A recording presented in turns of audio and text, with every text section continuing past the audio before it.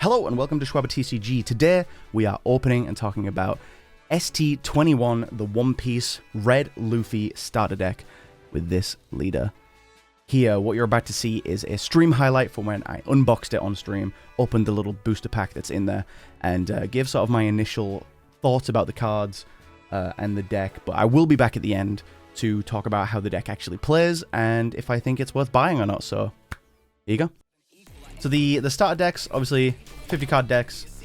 Why are we unboxing a starter deck? Because the EX starter deck, the Gear 5 one, has a bonus pack inside that contains, as far as I'm aware, alternate arts for the cards in this deck. Now, I bought the deck because I wanted another One Piece deck, because I do play the TCG. I just thought it would be good to grab a starter deck. They're really good starting points, in my opinion, if you're playing for fun, just to, like, kick you off and then you can modify them. And I really want to, obviously really want to pull the alt-art leader, right? Who doesn't, from the bonus pack? Very unlikely, but just seeing some slightly alternative versions of the cards is gonna be nice anyway. So let's get right into it. See how this looks. So it comes with sleeves. This box. I don't think the other starter decks do. A little instruction guide on how to play. Yeah, we know how to play. The sleeve design is Luffy having a little nap on the grass. That's cute. That's cute. There is, I think, 70 sleeves, which I don't really know why, because One Piece decks have 51 cards, including the leader. 70 seems like a really odd number. We have here our bonus pack. So the bonus pack contains 3 cards, apparently. 3 cards. 15 types in total possible. 15 possible different pulls from this. And only one of them is really that interesting. Oh, for Don. Yeah, of course. Yeah, of course the extra cards are for Don. So I haven't actually looked at the card list. So before we get into here, let's actually look what is included in the deck. Obviously, each starter deck is going to be the same. There's not going to be any surprises in here for those who already know what's included.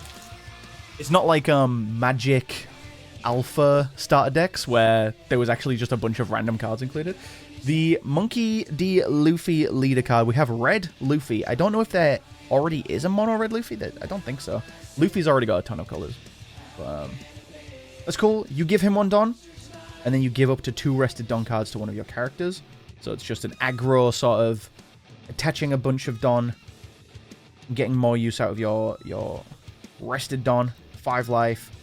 Pretty standard, pretty simple deck, I think, to play. There's the Luffy that's on the sleeve art. 6k for 5. He has Rush, so he can attack as soon as he goes down. And when he attacks, give up to 1 rested Don to your leader or one of your characters. So it looks like, yeah, you're going to be using your Don to play a lot of characters, and then being able to attach that rested Don to those characters and your leader to attack with a lot of power. So it's really aggressive, which I enjoy. There's our Zoro. If he has 2 Don on him, he has Rush. Obviously, our leader can give him those 2 Don, even if it's rested. So on KO, play up to 1 red character card with 6,000 power or less, other than Zoro, from your hand. I think that's probably to try and bring in Luffy. The Zoro and Luffy are the super rares. But I think the rest of the Straw Hats are going to be commons, but they are foil, which is cool. Stussy getting an inclusion in the deck kind of surprises me. Really cool art. That's her Egghead outfit. Love that art style. Look at the face there. Wow.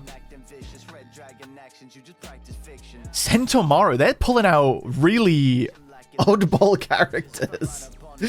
I guess they just grabbed some. This is like Egghead. Oh. Okay. No, I see the theme. It's the final fight at Egghead is what the theme is here. But he's just a blocker, 2k. Nice cheap blocker, always good to have. Tony Chopper, look at this little cutie. Oh, what a sweetheart. Nami. Oh my god, the art again is just so good. Oh my goodness. Brooke, awesome art. Wow. That's so sick, dude. I really enjoy the art in these cards. Okay. And foiled on. regular Dawn, but it is foil, so that's neat. Cool. Honestly, I think that's a really fun deck. It's really simple. I think it's a great introduction to the game. I don't think any of the abilities are too complex, but they're interesting enough that you can probably have quite a few fun interactions with that. Let's see, out of these cards, which we're going to get the alternative versions of. Again, the parallel version of the Luffy leader would be colossal, but unlikely. So let's get this open and see what we have. Spoiler alert. Spoiler alert. We didn't get the leader. Leaders have red backs, so it would look like this if we had the leader. We didn't get the leader, and as far as I'm aware, the actual alternate art in these packs is just sort of like extended art on the border and that kind of thing. It's nothing too crazy. We got Jinbei. Yeah, you can see the art extends out into the borders where usually with these cards, I'll just show you with the Usopp, the art only goes up to this box and then it's white. The art extends out all the way, which is, it's pretty enough. It's nice. Brook. That one's really nice actually, with him like coming out the border there. Like guitar and his arm like overlapping that red border. Really neat. That's really cool. And Luffy. Okay, that's a really nice one to get. That is a really nice one to get, to be honest. Considering he is sort of like the key piece of that deck, so. Hello, it is Schwabity from the future. I've played with the deck. I played a few games, tested it out against a couple of different types of deck to see how it would perform. It's fine. It's okay.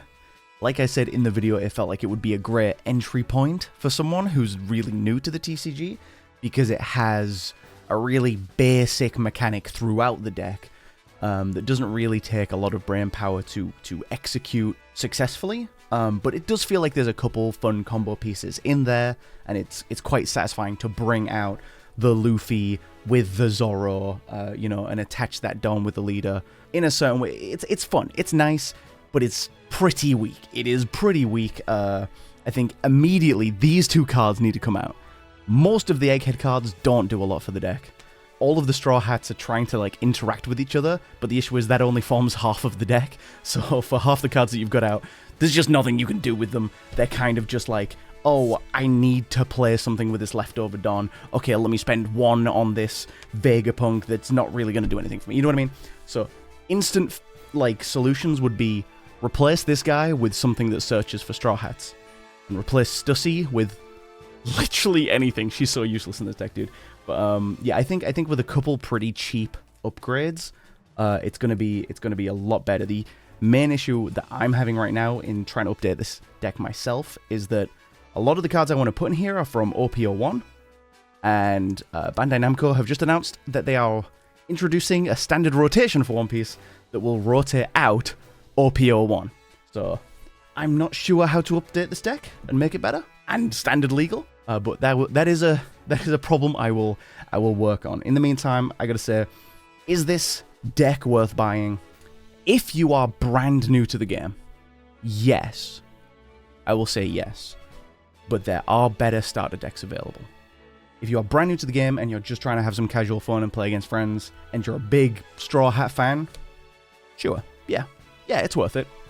If you want to actually be able to compete against other players and want a good starting point to upgrade into a really playable deck, maybe avoid this one. I still like the product. I think it's fun, and at a casual level, which is where I play, I think it's going to be fine. So, but yeah, that's it. All right, I'll catch you all next video. Peace.